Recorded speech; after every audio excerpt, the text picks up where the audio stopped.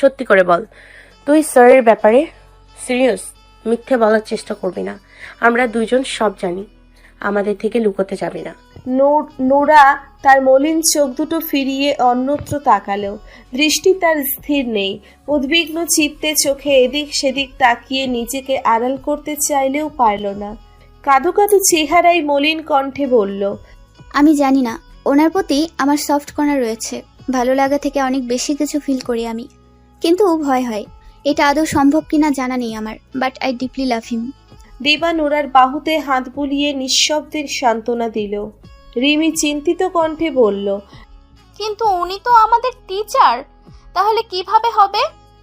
রিমির কথার অর্থ উদ্ধার হলো কিভাবে রাজের সাথে নোরার সম্পর্ক তৈরি হবে। নোরা দীর্ঘশ্বাস ফেলল, স্মিত হেসে বলল, দেখা যাক। নোরার মন খারাপের কারণ হতে চায় না কেউ, তাই তাকে হাসাতে রিমি উৎকণ্ঠিত হয়ে বলে উঠল, বাহ, আমাদের নুরামণি যে এভাবে কারোর প্রেমে পড়তে পারে জানা ছিল না। ছাদের আনাচে কানাচে বৃষ্টির পানিতে পূর্ণ। দীর্ঘ সময় ছাদে পানি জমে থাকায় কিছু কিছু অংশে শ্যাওলা জমে আছে। পিচ্ছিল হয়ে আছে ছাদ। বৃষ্টির পানি শীতল। দিবা পানিতে পা দুটো দলিয়ে রিমির সঙ্গ দিতে বলে উঠল, পড়েছে তো পড়েছি, একদম ডুব দিয়ে হাবুডুবু খাচ্ছে। কথাটা বলতে দেরি, কিন্তু দিবার ধপাস করে আছাড় পড়তে দেরি হয়নি। শ্যাওলা জমে যাওয়া পিচ্ছিল ছাদের ভিজে অংশে পা দিয়ে নাড়াতে গিয়ে বড়সড় একটা বোয়াল মাছ ধরল। ছাদে জমে থাকা পানিতে দিবার শরীরের অর্ধভাগ ভিজে গেছে। তাকে এভাবে পড়তে দেখে উচ্চস্বরে হাসিতে মেতে উঠালো রিমি ও নোরা। দিবা ঠোঁট উল্টে তাকালো দুজনের দিকে। নোরা হাসতে হাসতে বলল, আমি তো পড়েছি, আর তুমি আচার পড়েছো। দিবা মুখ কালো করে আসন পেতে বসে রইল নিচে। ভাগ্যবশত ব্যথা লাগেনি। অম্বরে ঘন কালো মেঘ থেকে ঝিরিঝিরি বৃষ্টির সূত্রপাত ঘটল। পানির তাপমাত্রা শীতল। রিমি তাড়া দিল ছাদ থেকে নেমে যাওয়ার জন্য। নোরাও দিবাকে বলে দ্রুত হাঁটা ধরল চলে যেতে। দিবা আসছি বলে বসে রইল সেখানে। রিমি নোরা ভেবেছে হয়তো একটু পর আসবে, তাই দুইজন গুরুত্ব না দিয়ে নিচে চলে গেল। উঠল না দিবা। মৌনতার সঙ্গে বসে থেকে আকাশের পানে মুখ তুলে চোখ দুটি বন্ধ করে নিল। অনুভব করলো আষাঢ়ের ইলশে গুড়ির বর্ষণ। হঠাৎই ধরণী কাঁপিয়ে অম্বরে মেঘের গর্জন ভেসে আসলো। কেঁপে উঠল দিবা। বুকটা দুরু দুরু করতে লাগলো। তবুও ছাদ থেকে নামলো না। আজ বৃষ্টি ভিজার ইচ্ছে পোষণ করলো তার অবুঝ মন। দিবার রুমে তাকে না পেয়ে ভ্রুজোড়া কিঞ্চিত বাঁকা করলো আবরার। ওষ্ঠদ্বয় কামড়ে ভাবতে লাগলো, নাস্তা শেষে মেয়েটা যে উপরে এসেছে তারপর থেকে তার দেখা নেই, গেল কোথায়?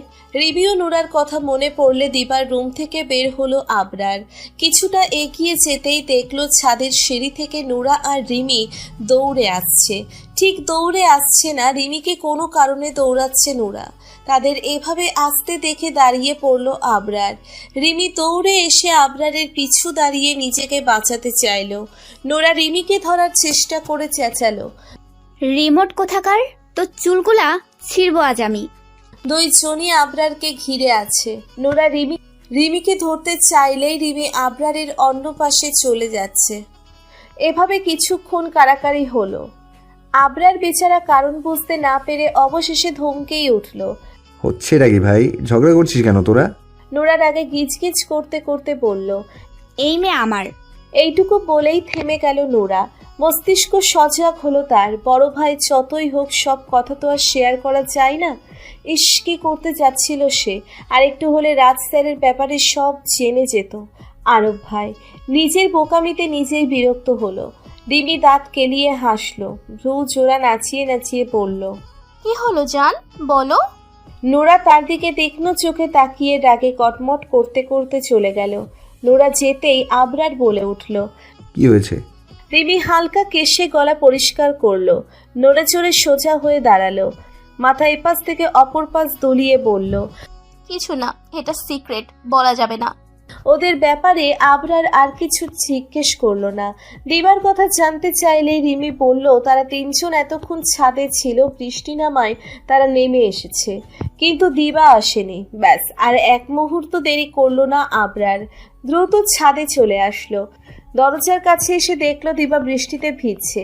পা দুটো উঁচু করে দুই হাতে আপ্রাণ চেষ্টা করছে ছাদের রেলিংয়ের পাশে থাকা কৃষ্ণচূড়ার বড় ডালটা ধরতে, কিন্তু অল্প দূরত্বের কারণে হাতের নাগাল পাচ্ছে না। কিয়ৎক্ষণ পূর্বে ইলশেগুড়ি বৃষ্টি থাকলেও এখন মুষলধারে বৃষ্টি হচ্ছে। কালো মেঘে ঢাকা বিশাল আকৃতির অম্বর আলোকিত করে বিদ্যুৎ চমকাচ্ছে। প্রবল বাতাসে গাছের সবুজ নেত্রপল্লব নড়বড়ে। বুকে হাত গুছে দাঁড়ালো আবরার, এক মনে দিবাকে দেখতে লাগলো। আকাশি রঙের কুর্তি পরে আছে, পুরো জামাটা ভিজে গায়ে লেপটে গেছে একদম। সাদা ওড়নাটা গলায় ঝোলানো, বেরি করা চুলগুলো থেকে চুপসে পানি ঝরছে। দিবার আপাত মস্তক পর্যবেক্ষণ করার সময় হঠাৎই নিষিদ্ধ স্থানে চোখ যেতেই চোখ ফিরিয়ে নিল, তবে দিবার থেকে চোখ ফিরালো না। বারবার লাফিয়ে ফোন পাড়ার চেষ্টা করছে দিবা। মৃদু হাসলো আবরার, নিজেকে আর সংযত করতে পারল না। ধীর পায়ে দিবার দিকে এগিয়ে যেতে লাগলো। বৃষ্টির রিমঝিম শব্দে দিবা টের পেল না।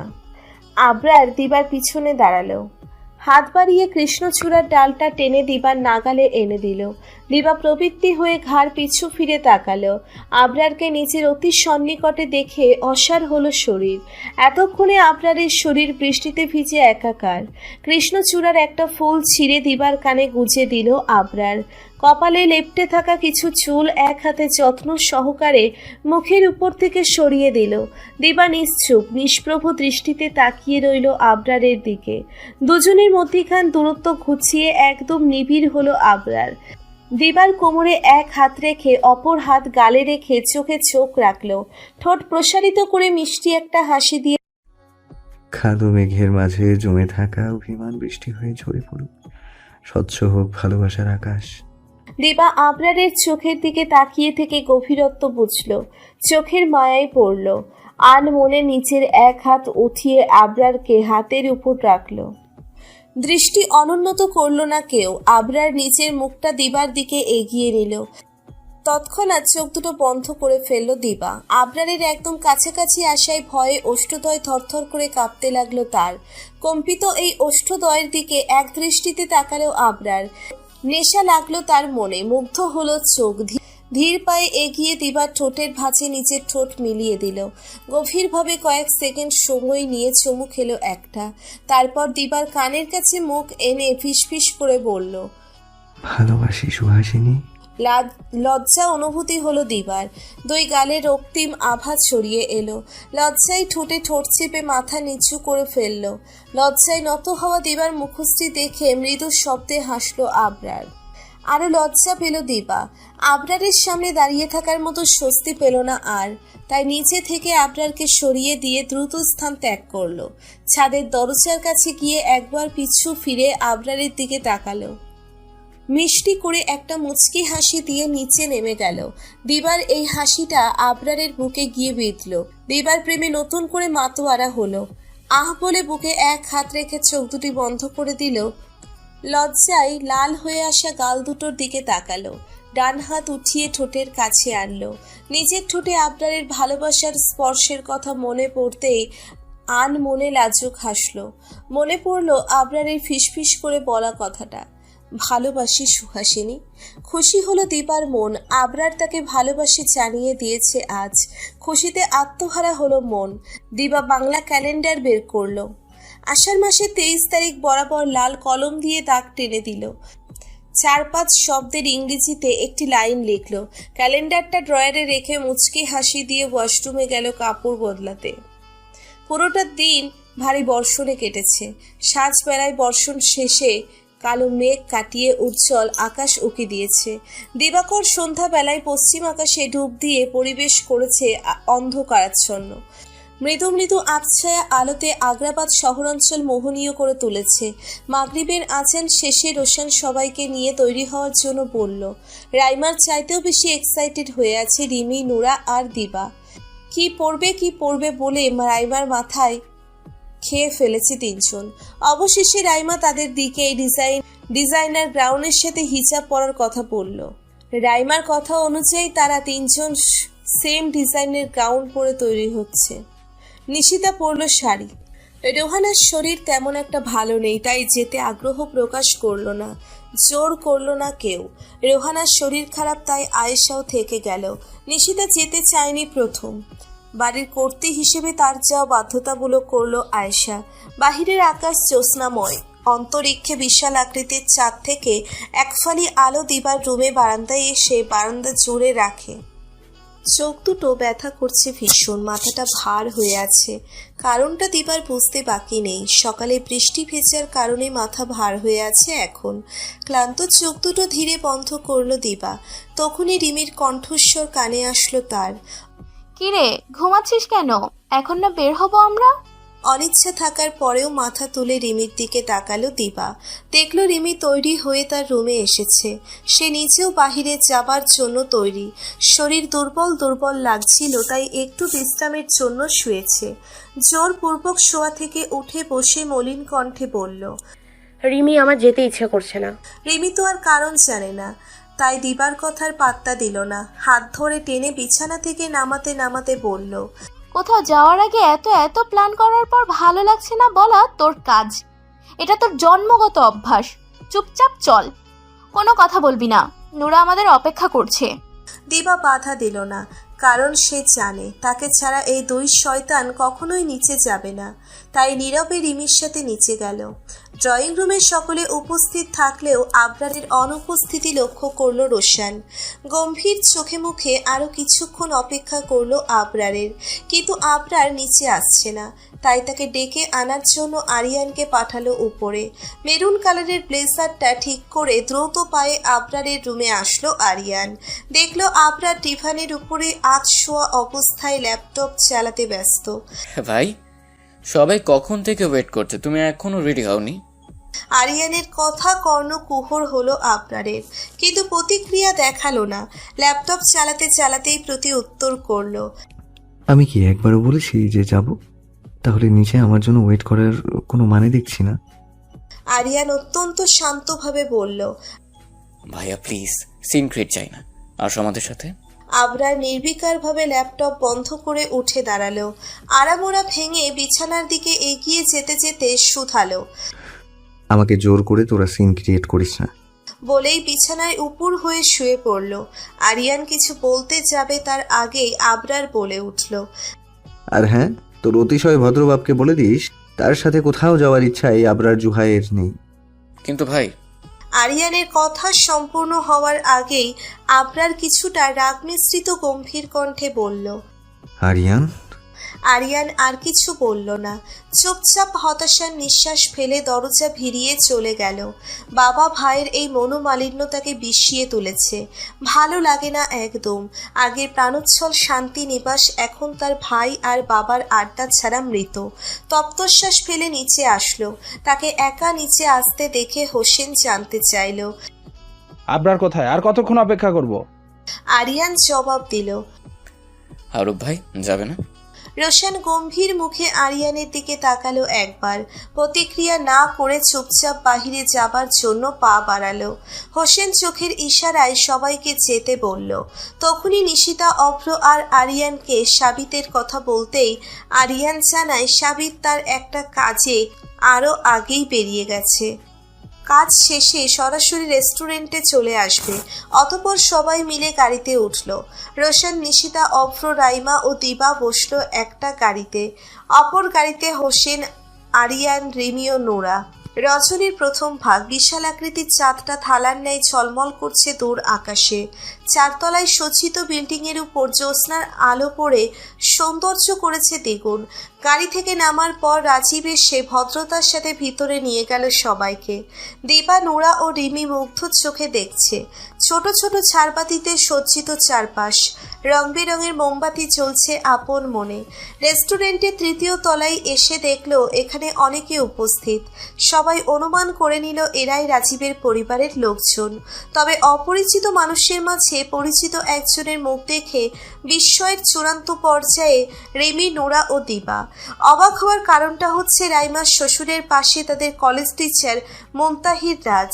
তাকে দেখে যতটুকু না বিস্মিত হলাম, তার থেকেও হাজার গুণ বিস্মিত হলো এটা শুনে যে রাজ রাজীবের আপন ছোট ভাই।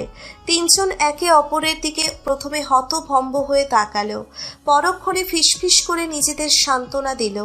আত্মীয় হবে যেহেতু পরীক্ষায় মার্ক একটু বাড়িয়ে দিতে পারে, আমাদের লস বইকি লাভই হলো। নোরা উপরে নিজেকে স্বাভাবিক রাখলো, ভিতরে ভিতরে অস্থির হয়ে আছে তার মন। ঘন ঘন ভারী নিঃশ্বাস তাকে আড়ষ্ট করে তুলছে। অদ্ভুত অজানা এক কারণে রাজের চোখ তুলে তাকাতে পারছে না। কারণটা তার সত্যিই অজানা, তবে রাজের সেট আপ দেখে মনে মনে আকাশ সমান ভালো লাগা কাজ করছে তার মনে। রক্তিম হচ্ছে গাল, লজ্জা অনুভূতি হচ্ছে সে। রোশানকে ভিতরে আসতে দেখে আফজাল ও রাজ এগিয়ে আসলো। আফজাল প্রথমে কুশল বিনিময় করে রাজের সাথে রোশানের পরিচয় করিয়ে দিতে বলল। এই যে আমার ছোট ছেলে রোশান, মুনতাহির রাজ। ওর কোথায় সেদিন বলেছিলাম। রাজ নম্রতার সাথে এক হাত এগিয়ে দিয়ে রোশানের সাথে হাত মিলিয়ে সালাম দিল। সংক্ষেপে কুশল বিনিময় ঘটালো। কথার এক পর্যায়ে রোশন বলল, রাজের সাথে তো আগেও পরিচয় হয়েছিল আফজাল, রিমিদের কলেজের টিচার। ওদের মার্কশিট আনতে গিয়ে পরিচয় হয়েছিল আমাদের। রাজ মিষ্টি করে মৃদু হাসি দিল একটা। আফজাল এবার মহা খুশি হয়ে বলল, তাহলে তো ভালোই, পূর্ব পরিচিত তোমরা, সম্পর্ক করতে আরো সুবিধা হবে। বলেই একা একা হাসতে লাগলো আফজাল। মেয়েরা কথাটার অর্থ উদ্ধার করতে না পারলেও অন্যরা ঠিকই করতে পারলো। কিন্তু অভ্র আরিয়ানের দিকে সূক্ষ্ম চোখে তাকাতেই আরিয়ান হালকা গলার টাই ঠিক করে একটু নড়েচড়ে বসলো। দুইজন পাশাপাশি দাঁড়িয়ে আছে। আরিয়ান পকেট থেকে মোবাইল বের করে আবরারকে মেসেজে পাঠিয়ে দিল। আফজাল হোসেনের ছোট ছেলে মুনতাহির রাজ, দিবার ক্লাস টিচার। ভাই আসনি, ভালো করেছো, আলাপ করতে সুবিধা হচ্ছে। মেসেজটা পটিয়েই অভ্রের দিকে সকলের অগোচরে মোবাইল কত করে দেখালো আরিয়ান। অভ্র চোরা চোখে মেসেজটা দেখে ঠোঁটে ঠোঁট টিপে মনে মনে হাসলো। তার ঠিক কয়েক মিনিট পরেই অভ্রের মোবাইলে কল আসলো। মোবাইল ভাইব্রেশন থাকায় টের পেল সে। হাসি পেল দুজনের। অভ্র পকেট থেকে মোবাইল বের করে কল রিসিভ না করে ছোট করে মেসেজ দিল। কোনো দরকার স্যার? আবরার সাথে সাথে রিপ্লাই করলো। রাজকে বাবার সাথে কি কথা হচ্ছে তাদের? কোথায় তোমরা? অভ্র নিজের হাসি ধরে রাখতে বৃথা চেষ্টা করছে, নিজেকে আর সামলাতে পারল না। সবার উদ্দেশ্যে এক্সকিউজ মি বলেই সরে গেল। দ্রুত পা চালিয়ে ওয়াশরুমে চলে যায় অভ্র। সে যেতেই আরিয়ার মাথা চুলকে সবার উদ্দেশ্যে বলল, আমিও আসছি। কথাটা বলে কাউকে কোনো কথা বলার সুযোগ দিল না। অভ্রের পর আরিয়ানে যাওয়ার ব্যাগটা তার সন্দেহ লাগলো, তাই দিবার দিকে হালকা ঝুঁকে ফিসফিসা করে বলে উঠল, দুজন একই সাথে ওয়াশরুমে কি করবে? দিবা কোল্ড ড্রিঙ্কসে চুমুক দিতে নিয়ে ডিমরি খেয়ে খুক খুক করে কেসে উঠল। নিজেকে অল্প সময়ে সামলে নিয়ে বিড়বির উদ্দেশ্যে বলল, ওয়াশরুমে গিয়ে মানুষ কি করে? ইডিয়েট নাকি তুই? দিবার প্রত্যুত্তরে শুনে রিবি বুঝল সে অন্যদের মতোই ব্যাপারটা স্বাভাবিক নিয়েছে। কিন্তু অভ্র আরিয়ানের মিটমিট হাসি, অগোচরে মোবাইল দেখা, দুইজন একই সাথে ওয়াশরুমে যাওয়ার ব্যাপার মোটেও স্বাভাবিক না। মাথায় এইসব প্রশ্ন ঘুরপাকি খাচ্ছে তার। বিরক্ত হলো কিছুটা। সে এইসব নিয়ে ভাবছে কেন? আশ্চর্য। ওয়াশরুমে এসেই উচ্চ হাসিতে মেতে উঠল অভ্র আরিয়ান। হাসি দুজনের থামছেই না। অবস্থা আরো গুরুতর করতে আরিয়ান আবরারকে আবারও মেসেজ দিল। হ্যাঁ, ছেলেটা দিবার কলেজের লেকচারার, আব্বুর পরিচিত, দেখতেও সুন্দর। দিবাও বোধ হয়। এইটুকু লিখে ডট ডট দিয়ে দিল আরিয়ান। হেসে ফেলল অভ্র। এইটুকু বার্তা পেয়েই অস্থির হয়ে উঠল আবরার। বাড়িতে কেউ না থাকায় একা একা বসে চিল করছিল সে। উল্লাসিত মনে যখন ল্যাপটপে ব্যস্ত, তখনই আরিয়ানের মেসেজের কথা ব্যস্ত। তাই ডিরেক্ট অভ্রের নাম্বারে কল দিল। অভ্র কল রিসিভ না করায় প্রকাণ্ড রকমের রাগ হলো তার। অতপর এক মুহূর্তও বিলম্ব করল না। অভ্রের লোকেশন ট্র্যাক করে বেরিয়ে গেল। অভ্রের মনে মনে প্রতিজ্ঞা করে নিল, যদি রোশান এমন কোনো কাজ করে থাকে তাহলে সে ছাড়বে না কাউকে। রাজীবের রেস্টুরেন্ট আগ্রাবাদ হওয়ায় আবরারের সুবিধে হলো বেশ। সেখানে পৌঁছতে বেশি সময় লাগেনি। লোকেশন মোতাবেক সঠিক স্থানে পৌঁছবার পর গাড়ি থেকে নেমেই দ্রুত পা চালিয়ে উপরে আসলো। রিসেপশনের লোকটার কাছ থেকে জেনে তৃতীয় তলায় আসলো। বড় একটা ডাইনিং টেবিলে সবাই একত্রে বসে খাবার খাচ্ছে। রোশানের পাশে বসেছে দিবা, রোশানের ঠিক সামনে বসেছে রাজ। যদিও আবরার প্রথম দেখায় রাজকে চিনতে পারেনি, তাকে দেখে হোসেন হেসে কাছে ডাকলো। আবরার এগিয়ে আসার পর আফজালের সাথে পরিচয় করিয়ে দিল রোশন। আবরার সাবলীলভাবে হাত মেলালো। পরিচয় হলো রাজীবের পরিবারের সাথে। আবরার হোসেনের পাশের চেয়ারে বসলো। প্রথমেই তাকালো দিবার দিকে। নীল রঙের হিজাবে দিবাকে ভীষণ কিউট লাগছে, তবে মুগ্ধ হওয়ার বদলে ক্ষুব্ধ হলো আবরার। আজ কেন এত সুন্দর করে সেজে আসতে হলো মেয়েটার? রুক্ষ চোখে দিবার দিক থেকে চোখ ফিরিয়ে রাজের দিকে তাকালো। হেসে হেসে কথা বলছে সবার সাথে। দেখতেও খারাপ লাগেনি আবরারের। হয়তো তার সমবয়সী হবে কিংবা কয়েক বছরের ছোট। যেহেতু দিবাদের কলেজের টিচার, সেহেতু দিবা রাজির সম্পর্কে কিছুটা হলেও অবগত। যদি সত্যি সত্যি রাজি হয়ে যায়। নিজের এমন ভাবনায় নিজেই চমকালো আবরার। ভয়ার্থ হলো মন, যে করেই হোক দিবার মনে নিজের জায়গা করে নিতে হবে। সকালের ঘটনার কারণে আবরারকে দেখেই লজ্জা পাচ্ছে দিবা। এখন ভুলেও চোখ তুলে আবরারের দিকে তাকাচ্ছে না। চুপচাপ নিজেকে স্বাভাবিক রেখে খাবার খাওয়ায় মনোযোগ দিল। এক পর্যায়ে টেবিলে থাকা সকল আইটেমের দিকে চোখ বুলাতে লাগলো। কোনটা খাবে ভেবে দ্বিধায় আছে আপাতত। ঠোঁট কামড়ে ভাবতে লাগলো। তাকে সম্পূর্ণভাবে খেয়াল করলো রাজ। তবুও কথার ফাঁকে ফাঁকে তার সম্পূর্ণ নজর খেয়াল দিবার দিকে ছিল। খাবার নিয়ে তার এমন দোটানা দেখে রাজ স্মিত হেসে বিফ স্ট্রোগানফের প্লেট দিবার দিকে এগিয়ে দিয়ে বলল, এটা নিতে পারো, এখানে বিফ স্টেক ভালো মানায়। দিবা মুচকি হেসে রাজের হাত থেকে প্লেটটা নিয়ে বলল, এটা আমার অনেক পছন্দ। রাজ মনে মনে বলল, আর আমার তোমাকে? কিন্তু মুখে প্রত্যুত্তরে মুগ্ধ কণ্ঠে শুধালো, আমারও। তারপর রিমি ও নোরার দিকে পাস্তা এগিয়ে দিয়ে বলল, তোমরাও নাও।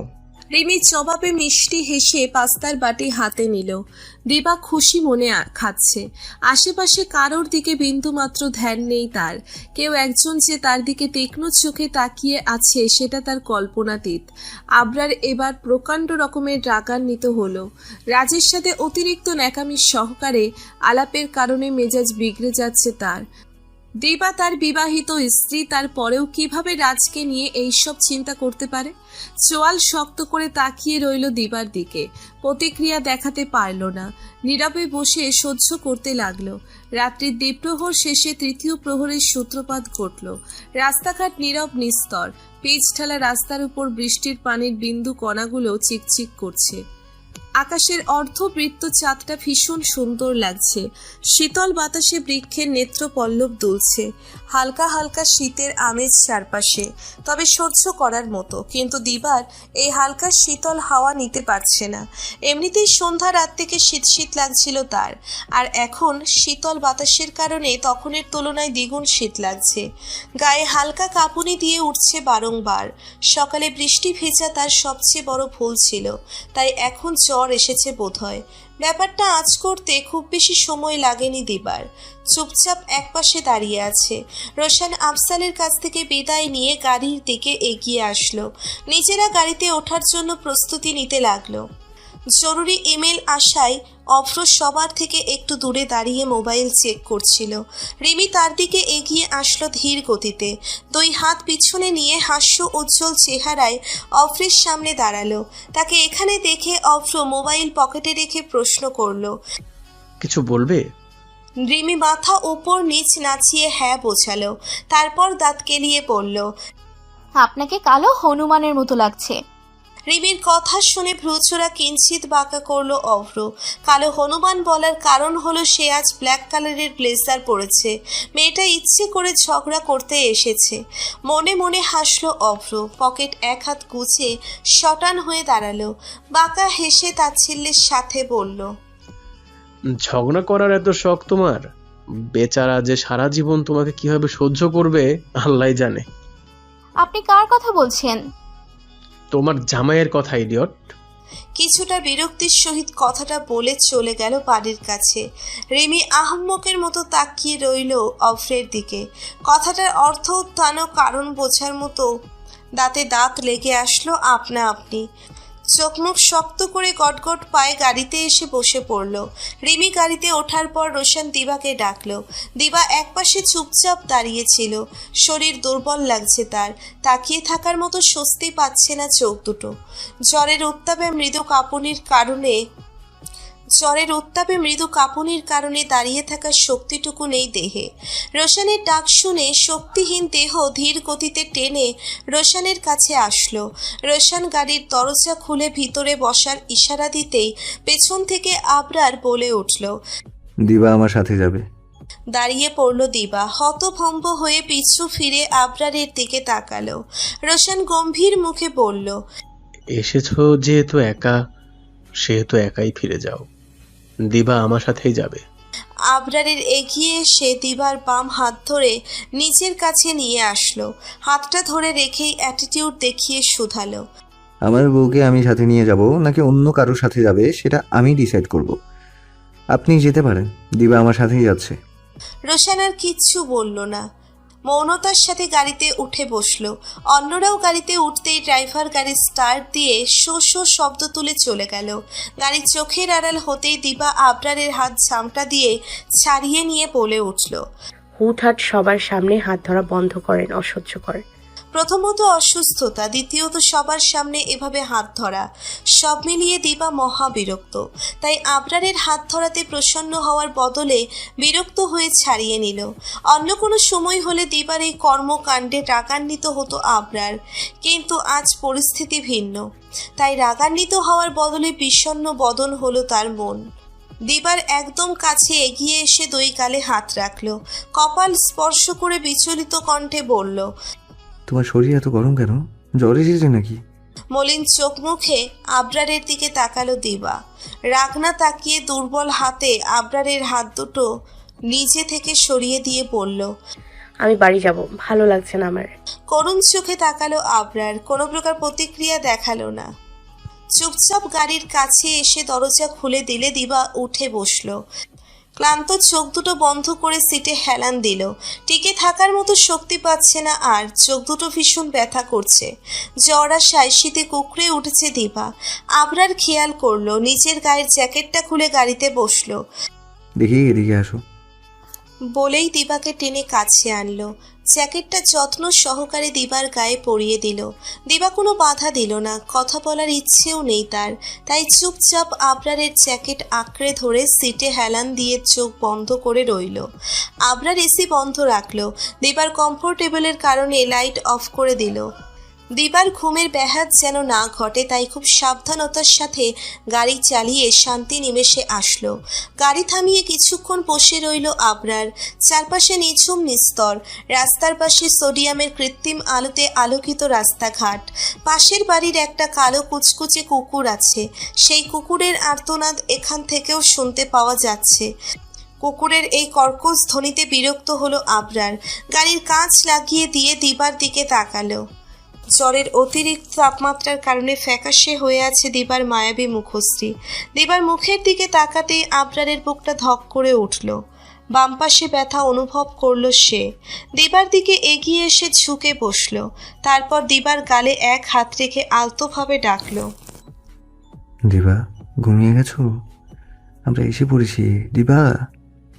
দিবা ক্লান্তিকর চোখ দুটো খুলে পিটপিট করে তাকালো।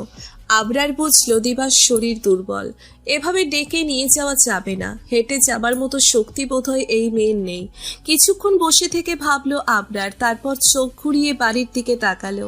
সবাই ঘুমিয়ে পড়েছে নাকি ড্রয়িং রুমে কেউ আছে জানার জন্য রিমির নাম্বারে ডায়াল করলো। কয়েকবার রিং হবার পর কল রিসিভ করলো রিমি। আবরার বিলম্ব না করে প্রথমেই জিজ্ঞেস করে উঠল, সবাই কোথায়? ড্রয়িং রুমে কেউ আছে? আবরারের এমন প্রশ্ন শুনে কপাল কুঁচকালো রিমি। কণ্ঠ শুনে বুঝলো ব্যাপারটা খুব সিরিয়াস কিছু।